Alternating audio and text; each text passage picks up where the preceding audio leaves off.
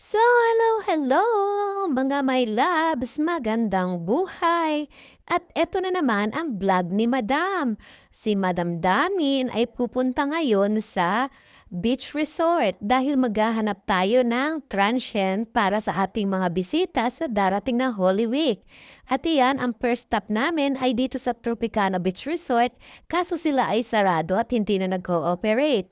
Sumunod, pumunta kami dito sa Avila Beach Resort kung saan ang mumura ng mga rooms nila, kaso ang problema guys, fully booked na. So wala na tayong choice, hindi maghanap na naman ng iba. So ayan, inikot-ikot lang namin yan, tapos tiningnan lang namin yung pool. Kung maganda, so far maganda yung pool nila. May pambata din, may pangmatanda. Tapos meron din sila diyang kainan. So pagka kayo ay walang baon, anytime, pwede kayo magpaluto. So ayun nga guys, ang next stop natin ay dito sa Playa Rosita, General na Quezon. Ito guys ha, huwag kalilimutan. So guys, dito wala silang swimming pool, pero meron na silang mga cottages, cabin, at saka meron silang kubo with the rooms din. Sa kagandahan dito guys, mura pa siya kasi bago.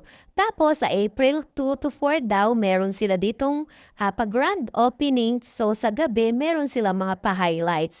So puntahan nyo na guys at magpa-reserve na para sa Holy Week.